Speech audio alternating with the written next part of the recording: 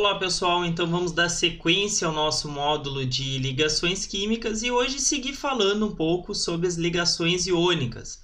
A gente viu no último videoaula de como eram formados cátions e os ânions e agora a gente vai entender um pouco como ocorre a interação entre essas espécies. Bom, a fórmula de um composto, quando a gente fala, por exemplo, cloreto de sódio é NaCl, na verdade nós estamos mostrando a fórmula mínima, a fórmula da menor proporção de números inteiros entre os cátions e ânions. Mas na verdade, quando a gente fala do cloreto de sódio, nós estamos falando de um agregado de N cátions e N ânions. Né? Mas, de uma forma mais simplista, a gente vai falar apenas de NaCl. Mas em alguns momentos é interessante a gente entender como é que se dá essa estrutura. Então, a união de íons monoatômicos ocorre a partir de um cátion e de um ânion, né? O que acontece? Como o cátion, nesse exemplo aqui, é o sódio e ele tem carga positiva, uma unidade de carga positiva, e o cloreto, que também tem uma unidade, só que de carga negativa, a proporção entre os dois é de 1 para 1, tendo em vista que o cloreto de sódio é uma espécie neutra. Já no caso do óxido de alumínio, o que vai acontecer? Eu tenho o alumínio com carga mais 3 e o oxigênio, o íon óxido, com carga menos 2. A proporção para que seja de números inteiros, né, será 2 de alumínio para 3 de oxigênio. Por quê? Porque 2 vezes mais 3, ou seja, eu tenho 2 alumínios, cada alumínio tem carga mais 3, 2 vezes 3 mais 6. O oxigênio tem carga menos 2 vezes 3 oxigênios, 3 vezes menos 2, menos 6. Menos 6 com mais 6 fecha a carga neutra dessa espécie. Uma forma mais simples de fazer isso é pegar a carga do cátion e essa carga se tornar o índice do ânion. A carga do ânion se tornar o índice do cátion. E é por isso que tem oxigênio 3, alumínio 2. E nesse caso aqui, eu tenho o magnésio, né, com carga mais 3 e o nitrogênio com carga menos 3. Vou fazer a mesma coisa. A carga do ânion se torna o índice do cátion, a carga do cátion se torna o índice do ânion e eu tenho Mg3N2. E por fim, o último exemplo que eu vou trazer de íons monoatômicos, ou seja, formado por um único tipo de átomo, o ferro com carga mais 2 e o oxigênio com carga menos 2. Se eu pegar o índice a carga desse e tornar índice do cátion, a carga do cátion tornar o índice do ânion, eu vou ter Fe2O2. Como a fórmula dos compostos iônicos é a menor proporção de números inteiros, eu poderia simplificar e a forma correta dele seria FeO, tendo em vista que seria 2 para 2, a mesma coisa que 1 para 1. Agora eu também tenho espécies de ânions ou cátions poliatômicos. O que quer dizer isso? Nesse caso eu tenho o íon alumínio, né? O cátion alumínio, na verdade, né, mais 3, e o íon sulfato, o ânion sulfato, com carga menos 2. Eu vou considerar que o SO4, o íon sulfato, ele é uma espécie única. A carga do íon sulfato passa a ser índice do cátion alumínio, a carga do alumínio passa a ser índice do íon sulfato. Por isso que eu tenho que colocar entre parênteses. Haja visto que a carga do sulfato é mais 2, mas para SO4. E como eu preciso para neutralizar, eu preciso de 3 vezes isso. Né? Então eu coloco o íon sulfato entre parênteses e coloco o índice 3. A mesma coisa com o cátion poliatômico, né? No caso aqui do íon amônio. O íon amônio, carga mais 4, né? E o íon sulfato, fosfato, menos 3. A mesma coisa, a carga desse aqui passa a ser índice desse, a carga desse passa a ser índice desse daqui. Tranquilo? Bom, neste caso aqui tem uma coisa errada, tá, pessoal? Aqui, ó, por isso que eu até parei um pouco de falar. O íon amônio é NH4+. A carga dele é mais 1, né? E não mais 4. Por isso que, ó, a carga do fosfato virou índice do íon amônio, tá aqui. NH4 3 vezes. Então, o 4 é índice do hidrogênio. Para cada 1 nitrogênio, eu preciso de 4 hidrogênios. E aí, a carga desse, que é mais 1, passa a ser índice desse aqui. Como é 1, eu não preciso colocar nada. Tranquilo? Bom, o que acontece? Eu tenho também como representar, né, essas estruturas pela estrutura de Lewis. E para cada um dos átomos eu preciso saber a sua distribuição eletrônica para saber qual a tendência que esse átomo tem de receber ou doar elétrons, e isso a gente já viu. Como é que eu vou representar? Ó, a distribuição do átomo de hidrogênio é um S1. A camada de valência, a única camada que ele tem é um S1, ou seja, com um elétron. Então, eu vou representar o hidrogênio com seu único elétron. O hélio tem 2 elétrons. A distribuição dele é um S2, ele tem a camada fechada, então, hélio com 2 elétrons. Cada elétron da camada de valência eu vou representar por uma bolinha. Agora, no caso do lítio. O lítio tem 3. Ele tem a primeira camada completa, ou seja, ele tem a configuração do hélio, mais 2s1. Na camada de valência, que é a camada mais externa, aquela que tem o maior número aqui de nível, ou seja, 2, ele tem apenas 1. Então, o lítio tem apenas um elétron. Por que não é que ele não tem os elétrons do cerne? Eles só não são representados, porque os elétrons que participarão das ligações serão os elétrons da camada de valência.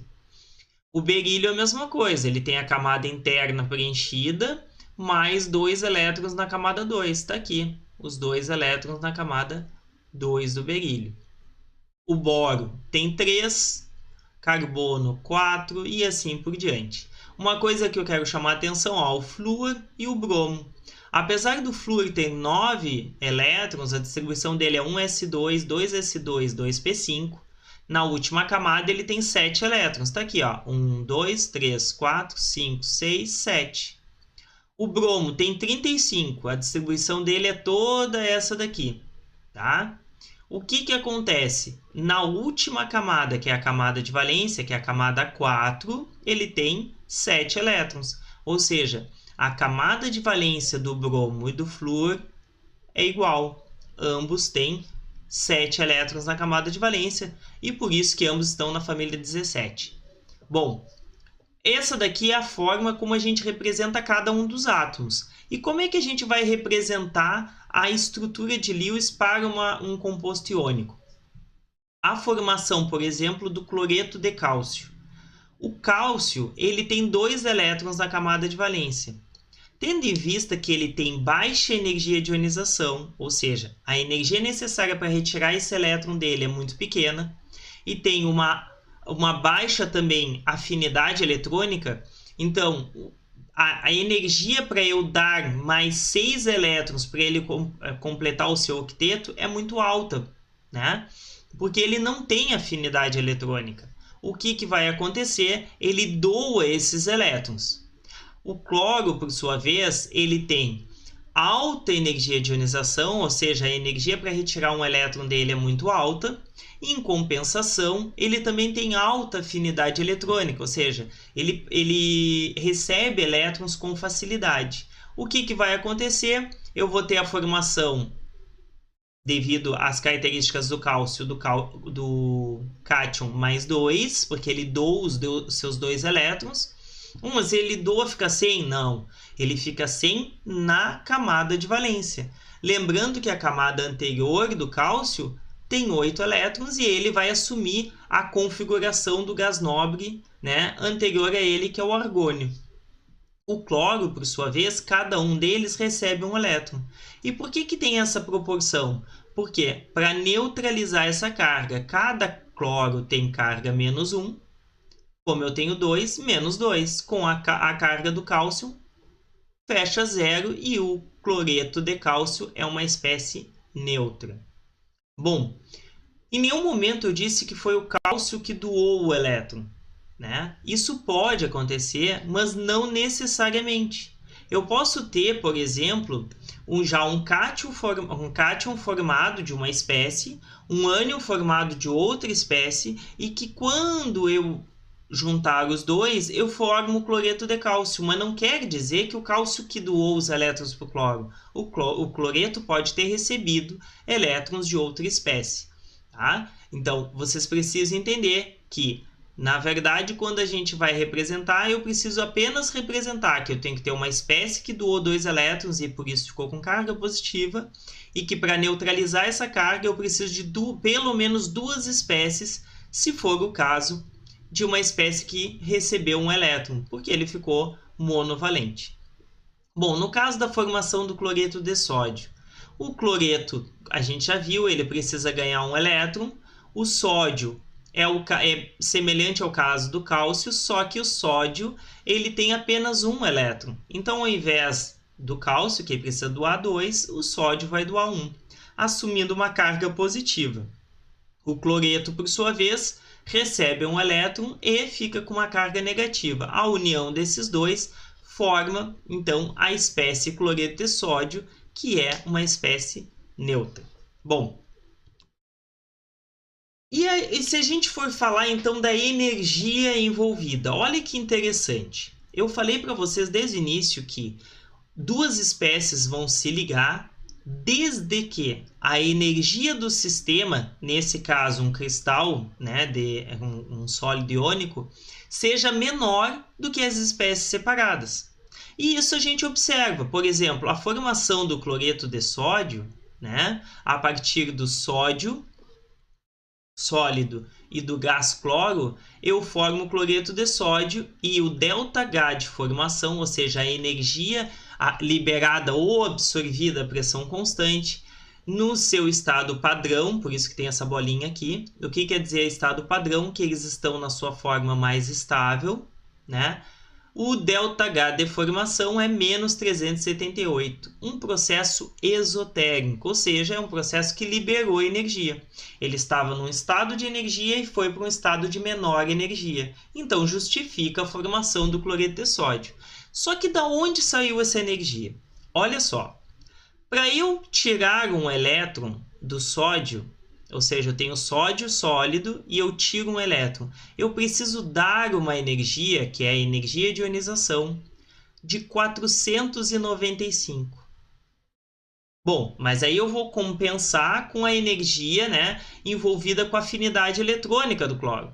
Então, para eu dar um elétron para o cloro e formar o cloreto, que é a afinidade eletrônica, ele tem um ΔH de ganho de elétron, lembram? A afinidade eletrônica para 1 mol de cloreto é mais 349. E eles têm relação invertida de sinais. O ΔH de ganho de elétrons é inverso, no sentido de sinal, da afinidade eletrônica. Bom, o ΔH de ganho de elétrons é menos 349. Se eu diminuir um do outro, eu vou ver que ainda o processo é endotérmico. Então, tem que existir uma explicação para que isso seja favorável. Se, pelos 2 processos que eu estou olhando aqui, o resultado total da energia dada com a energia recebida foi que eu fico com um processo endotérmico, e não é o que a gente observa. Bom, existem métodos para que a gente determine isso. Mas para isso eu preciso ver cada uma das etapas de formação a partir do sódio metálico e do gás cloro para obter o cloreto de sódio. Não são só essas 2 etapas. Vamos pensar cada uma delas. Esse é um processo chamado de ciclo de Bohr-Haber, né? Que foi proposto por esses 2 cientistas. Então, antes de mais nada, eu tenho que pensar o seguinte. O sódio sólido. Antes dele reagir com o cloro, eu preciso transformar ele em gás. Então, para eu sair de um sólido e ir para o gasoso, eu estou sublimando ele. E o ΔH de sublimação do sódio é tabelado, é mais 495. Então, eu estou colocando em vermelho porque é a energia que eu tenho que dar para que esse processo ocorra. Então, aqui está uma imagem de sódio sólido. Agora, eu preciso pegar esse sódio que já está no estado gasoso e preciso retirar um elétron dele. A gente já viu que existe a energia de ionização e que, no caso do sódio, é um processo endotérmico. Como qualquer energia de ionização, é um processo endotérmico. Eu preciso dar energia para retirar. Bom, agora eu tenho o cátion, sódio, no estado gasoso, né? E mais um elétron. Agora eu preciso pensar no cloro. O cloro está na forma covalente, né, de ligação covalente entre dois átomos de cloro. E eu não quero dois átomos de cloro, eu preciso dos átomos de cloro separados.